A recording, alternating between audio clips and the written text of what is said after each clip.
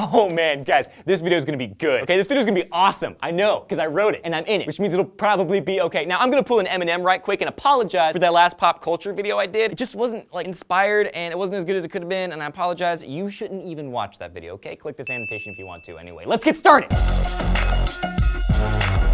This news is about the world of celebrities and movies and movie celebrities. Let's talk about the Bling Ring for a second. I'm oddly fascinated by this film. The trailer was released yesterday and it looks like total garbage. Like by what makes a good trailer standards, it falls squarely in the not good category. But I like things that make commentary on pop culture and our generation's fascination with the rich and famous, which is in essence why I make these videos, to make commentary. And I just made commentary on a piece of pop culture, potentially making commentary on pop culture. So wrap your head around that. Here's more. Celebrities act and live in a way that we wish we could, and thus provide a vicarious means of us experiencing their decadence, which acts as a sort of release valve for the frustrations of our own normal lives. Those who detest the disposable simply have a different type of release valve. Maybe it's video games or hanging out with people or whatever. We all have release valves. Thus, these celebs' extravagance is really only defined by the status quo of the American middle class and is a product of our own making. Watch this trailer. Side note, I'm referring to Emma Watson solely as Watson from now on. I hope she's okay with that. Police are investigating the connection of the Hollywood Hills burglaries.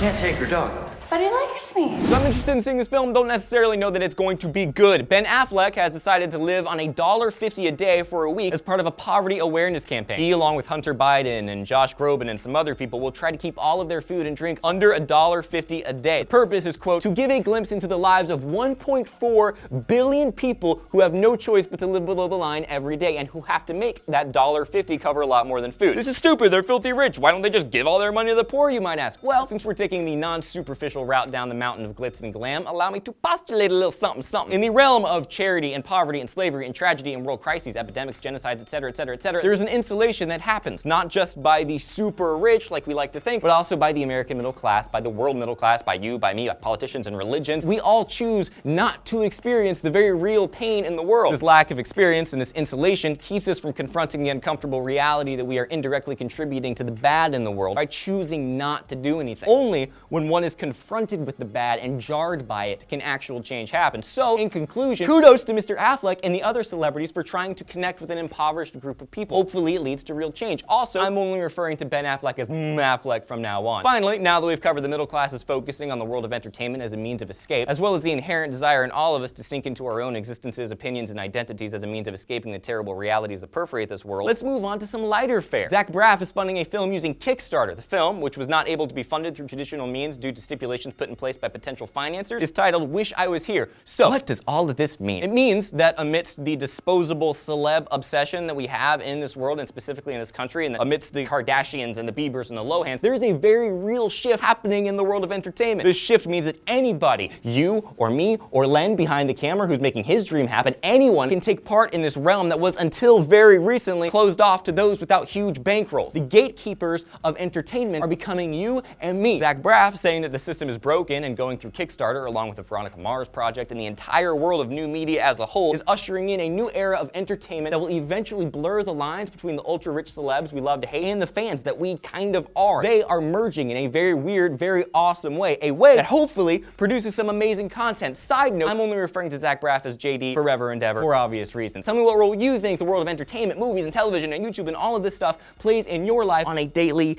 deep level, if any, and maybe none, because maybe you're Amish and you haven't even seen this video. Like and subscribe. You can also click this annotation if you want to see more pop culture goodness or any type of goodness. I think later we're going to do a story on science. Who knows? I'm Elliott Morgan. Goodbye.